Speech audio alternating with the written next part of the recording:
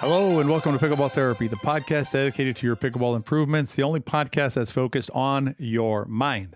My name is Tony Roig. I am your host of this weekly podcast. Pleasure to be with you. This week's podcast, we're going to talk about using the force. We're going to do a little Star Wars-y here, but I think you're going to find it really interesting. It's a way of thinking about your interaction with the game, how you play the sport, using an area that you're probably not using enough right now, the force, if you will. And understanding that you have a lot more control over how you play the sport than perhaps you currently think that you do. By the end of this podcast, I believe you'll feel much differently about that. And then in the riff, I'm going to talk to you about, we're going to talk about how you interact with the sport and talk a little bit about gratitude and being thankful for those who allow us to participate in the sport, pickleball. In preparation for this podcast, right? The idea for this podcast, I should say, came out of a course that I was preparing for our new comprehensive course that we have coming out in about 3 weeks. And this was about error reduction, but it was a different approach to error reduction, a way to think about error reduction that's a little bit different.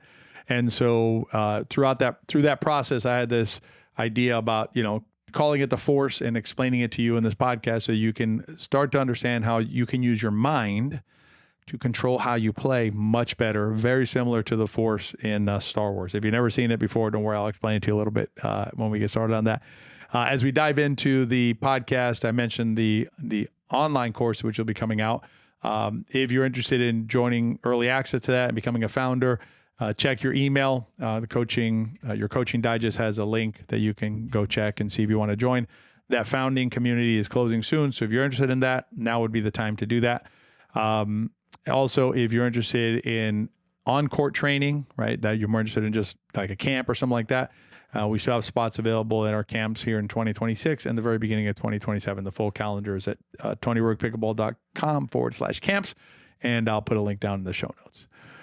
All right, so what are we talking about here? Use the force. I must have lost my mind on this podcast, right? What am I talking about? So the force is, if you've seen Star Wars, the force is, there's this idea of like the dark force and the light force, the Jedis and the bad guys. I forget what they're called, but the Darth Vader group.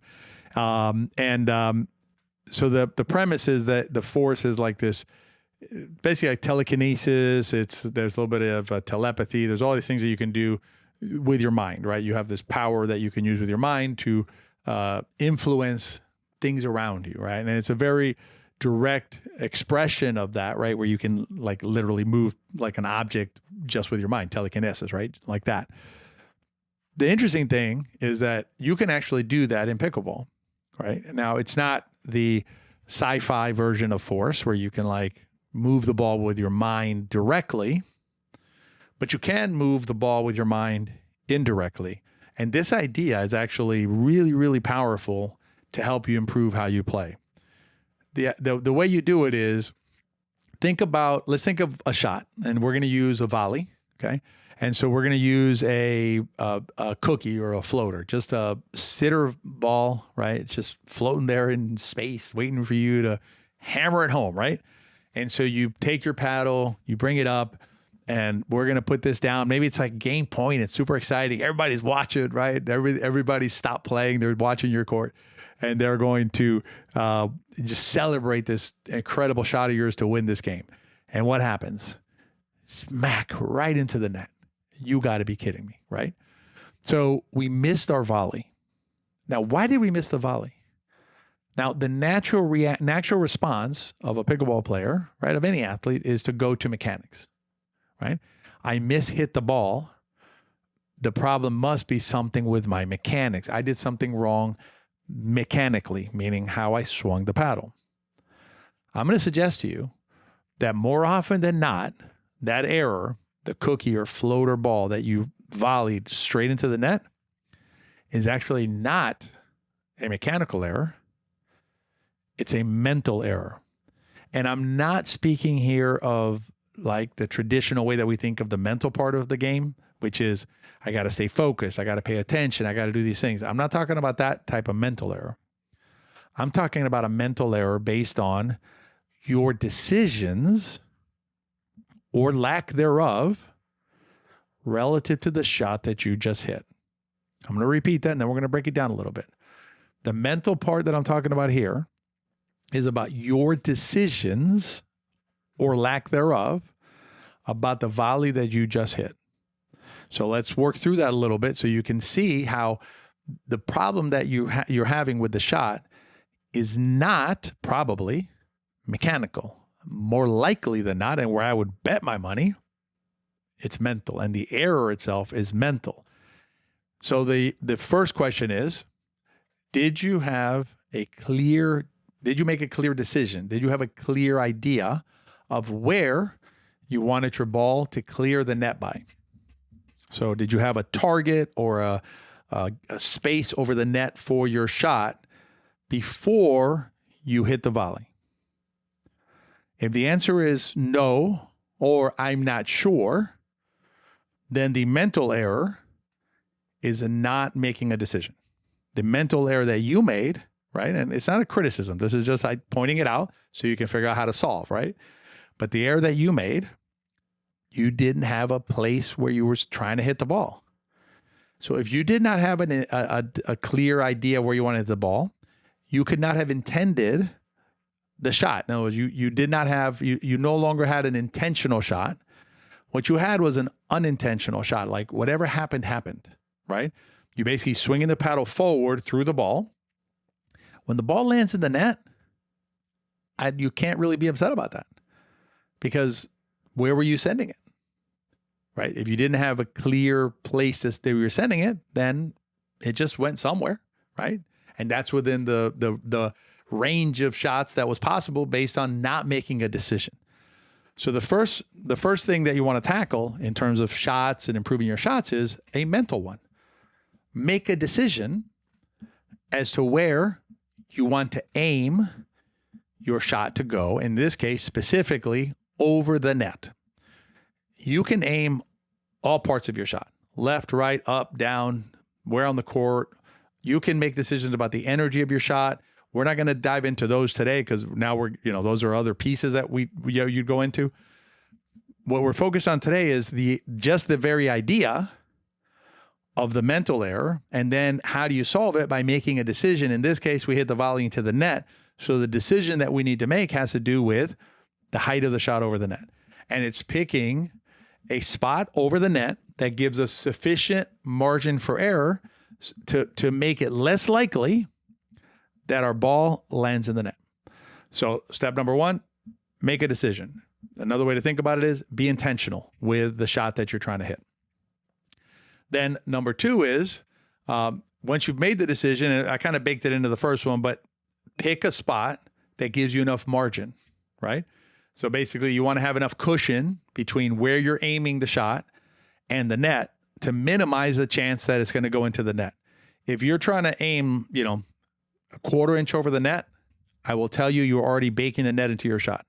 The net's already included within the range of possibilities of the shot that you selected.